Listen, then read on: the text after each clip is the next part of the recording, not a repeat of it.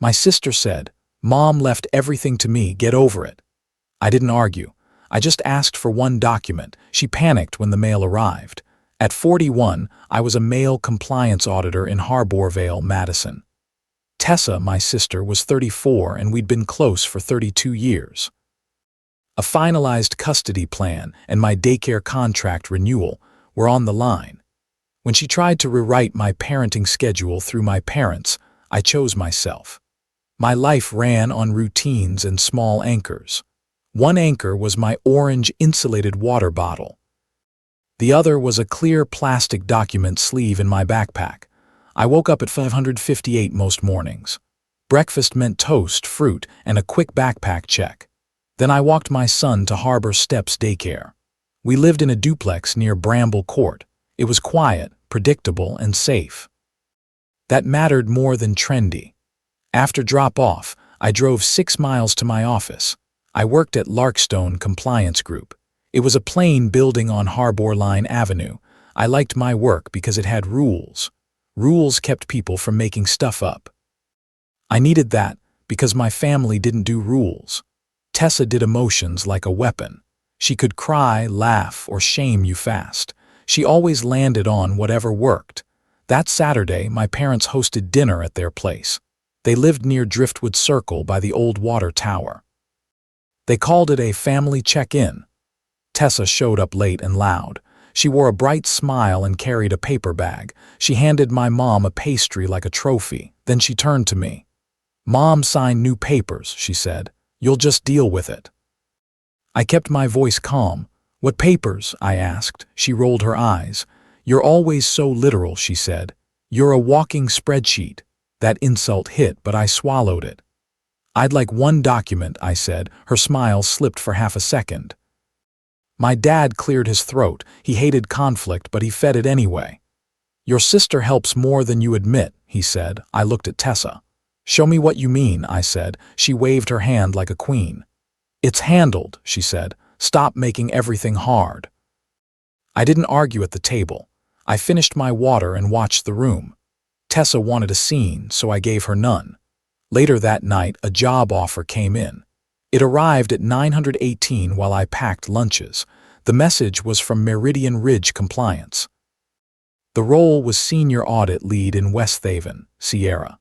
Salary was $168K with a $15K sign on bonus. Health coverage started day one, plus a 6% match. My chest felt light for the first time in months. This job meant better hours and less scramble. It also meant moving, and that scared my parents. I told them the next morning at Cove and Crust Pizza. My son ate 2 slices and grinned. The bill was $31 and I left a $7 tip. My mom stared at me like I'd said something rude. "You can't take him away," she said. "I'm not taking him away," I said.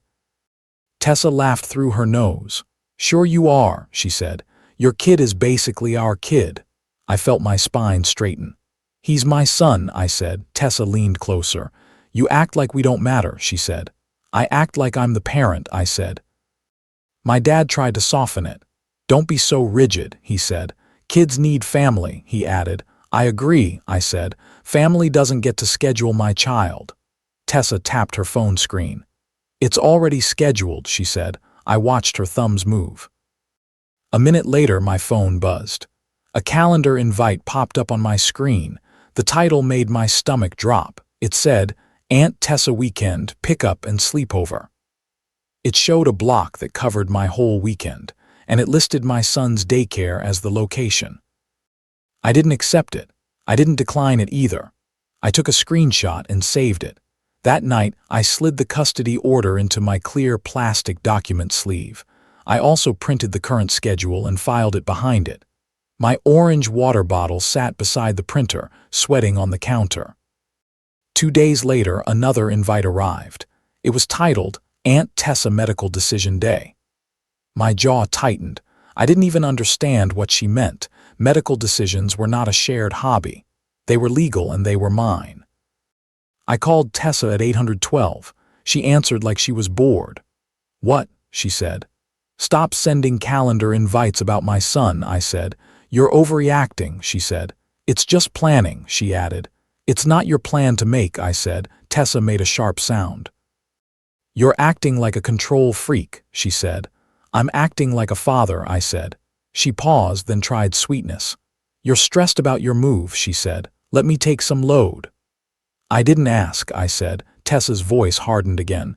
You won't last in that new job, she said. You'll come crawling back, she said. I ended the call before my tone changed. Then I opened my backpack and checked the document sleeve. The paper felt like armor. That afternoon, Harbor Steps Daycare called me. The director's name was Simone Park. Her voice sounded cautious. Your sister came by, Simone said. She said she was authorized. I swallowed and stayed steady. Did you release my son? I asked. No, she said, but she argued. Simone told me the time. It was 4:38, right after snack hour. Tessa said my schedule changed. I drove there fast but safe. It was 11 minutes across town. My orange water bottle rolled on the passenger seat. Simone met me at the front desk. She showed me a printed calendar page Tessa brought. It had those same invite titles. Simone looked embarrassed. I didn't know what to believe, she said. You believed the right thing, I said. I pulled out my clear plastic document sleeve. I showed Simone the custody order and my ID. Her shoulders dropped with relief. Thank you for having this, she said. I hate guessing, she said. I hate guessing too, I said. We updated the pickup list right there. Only my name was authorized. I also added one emergency contact, not Tessa. Simone wrote it down and locked the file. That night my parents called me. They used speakerphone, both voices together. It felt like a team meeting. You humiliated your sister, my mom said. She was trying to help. She tried to override daycare, I said. That's not help. My dad sighed loudly. You always think you're the only adult, he said. I stared at my kitchen sink. I'm the parent, I said. That's the point. My mom's tone turned sharp. You're punishing us because you got a fancy offer, she said. I'm protecting my child, I said. Tessa shouted in the background. Tell him he's being nasty, she said. I heard my son in the living room humming to himself. I kept my voice low. We can talk when you're calm, I said. Then I hung up. That was the night I stopped hoping. Hope made me delay hard choices. Delay was how Tessa slipped through. The next morning I met with an attorney. Her name was Paige Renshaw. Her office sat above Mariner Square Books. The consult cost $240. I paid and didn't flinch. Peace was worth a fee. Paige listened while I showed the screenshots. She studied each calendar invite like a map. She didn't react, which I liked. Your sister is building a narrative, she said. She's trying to make it look normal. I nodded. I want it to stop, I said, and I want it clean. Paige asked what my flaw was. I didn't pretend I had none. I avoid conflict until it explodes, I said. She gave a small nod. Then we stop it early, she said. On paper. Paige drafted a boundary notice. It told Tessa to stop contacting daycare. It told her to stop sending schedule invites. It also warned of legal consequences if she interfered again. No threats, no shouting, just plain lines. I slid the letter into my clear plastic document sleeve. On the walk back to my car, I drank from my orange water bottle. My hand stopped shaking by the third sip. I felt focused, not furious. Paige emailed the notice to Tessa that afternoon. She also mailed a hard copy. I didn't announce it to anyone. Silence was part of the plan. No posts, no group texts, no campaigns. Just boundaries and proof. 2 days later, Tessa sent another calendar invite. This one was titled, Aunt Tessa Pickup Override Approved. My stomach clenched hard. I saved it again. I forwarded it to Paige without adding commentary. Facts did enough talking. That evening, my parents invited me to a family meeting. They chose Lantern Pier Grill on Shoreline Drive. I arrived at 618 and ordered water. Tessa sat with her arms crossed. My mom looked tight around the eyes. My dad kept tapping his fork. Tessa spoke first. You're making me look like a stranger, she said. You are not his parent, I said. I'm more stable than you, she said. I have more time, she added. Paige warned me about arguments like that. Time was not a legal claim. I kept my face neutral. My mom tried a softer tone. Just give her a set day, she said. She loves him. I'm not assigning my son, I said. He's not a library book. Tessa's eyes flashed. You're such a rigid little robot, she said. I breathed in slowly. Stop insulting me, I said. Stop trying to control my parenting. My dad leaned forward. You're tearing the family apart, he said. I looked at his hands. The family is choosing sides, I said. I'm choosing safety. Tessa slapped her phone on the table. This is my schedule, she said. She pushed the screen toward me. It showed those calendar blocks again. They were bold and color-coded. She had built a whole fake world. I pulled out my clear plastic document sleeve. I laid it flat without drama. The custody order sat on top. This is the schedule, I said. Tessa's mouth twisted. You hide behind paper, she said. Paper is how courts work, I said. My mom looked at Paige's letter copy stunned. You brought a lawyer letter, she said. I brought boundaries, I said. I stood up before my voice rose. I paid my portion, $24, and left. Outside, cold air hit my cheeks like a reset. The next week moved fast. I accepted the job in West Haven, Sierra. Start date was in 10 days. I also found an apartment near Gull Rock Avenue. Move-in cost $3,600 total. I paid it and kept the receipt filed. Every night, I packed boxes quietly. I labeled them with thick black marker. My orange water bottle sat on every counter I cleared. Then Tessa crossed the line again. It happened at Harbor Steps Daycare during pickup. Simone called me at 502. Tessa is here, Simone said. She's demanding your son, she said. I drove there in 9 minutes. My heart thumped, but my hands stayed steady. The clear plastic document sleeve was already in my bag. When I walked in, Tessa was yelling. She pointed at Simone like she owned her. I kept my tone flat. Tessa, leave, I said. I'm taking him, she said. No, I said. You aren't. Simone stepped back from the desk. 2 teachers hovered near the hallway. My son's little backpack sat on a hook. Tessa took 1 step toward the hallway. I stepped in front of her without touching. Stop, I said. She glared. You're stealing him from me, she said. He's not yours, I said. Tessa lifted her phone.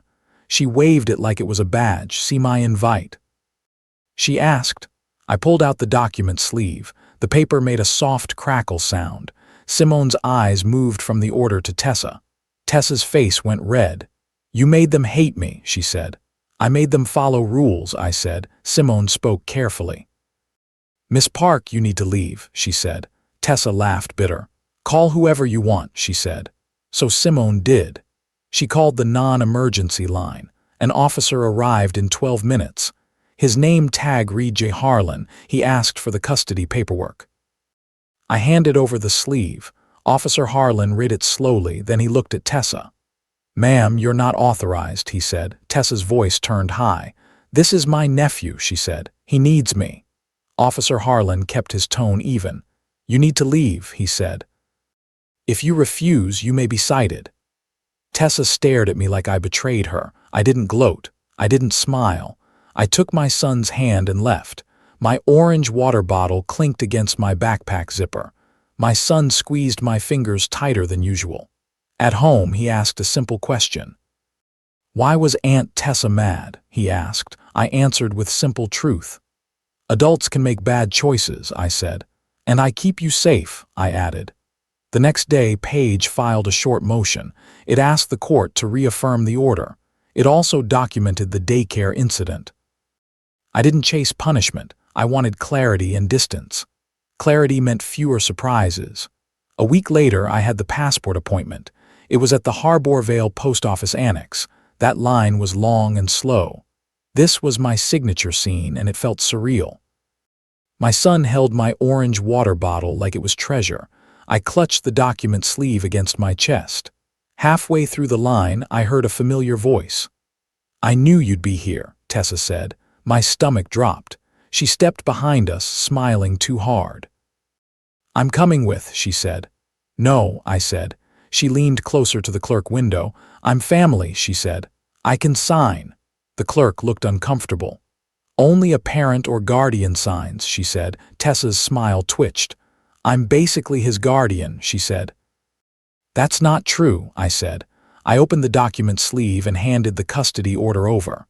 The clear plastic reflected the overhead lights. The clerk read it and nodded once. Sir, you're the legal parent, she said. Tessa made a small choking sound. You're poisoning him against me, she said. I'm teaching him boundaries, I said. The clerk asked Tessa to step away. Tessa refused for a second, then backed up. I kept my eyes on my son. We finished the appointment in 18 minutes. When it was done, we walked out without a scene. Tessa stayed behind, fuming in silence. That afternoon, my parents called again. Their voices sounded tired, not loud. They were losing control of the story. My mom tried to bargain. Just apologize, she said. It will calm her. I won't apologize for enforcing custody, I said. My dad spoke quietly. She's hurting, he said. So am I said, and I'm still responsible. When I hung up, my apartment felt still. Boxes lined the hallway like a moving maze. My orange water bottle sat on the counter steady. In the following days, consequences spread without my help. Daycare updated their file notes after the officer visit. Simone told my parents she would not bend again. Tessa's calendar invites stopped arriving. The silence felt like clean air. I kept the screenshots anyway. Move day came and Miles helped me load the truck. The rental cost $129 for the day. We drove 2 hours to West Haven, Sierra. My son slept most of the ride. I sipped water and watched the road. The document sleeve stayed within reach. New life started fast. My office in West Haven had windows and quiet. My manager liked my calm. On week 2, I caught a vendor billing error. It would have cost $22,400 over a quarter. I fixed it with 1 email and 1 meeting. My first paycheck felt like a reset. I set up savings, then a small college fund. I didn't feel rich, just stable. Tessa tried to return the old way. She showed up at my parents' house and demanded my address. They refused finally, so she emailed Paige instead. The message came with fake sweetness. I just want to see him, she wrote. Paige forwarded it to me. I read it once and didn't respond. No new negotiations, no new openings. A month later, Tessa sent another message. This one dropped the act. You're cruel, she wrote. You're selfish. I didn't answer that either. Silence was my boundary. My son deserved calm.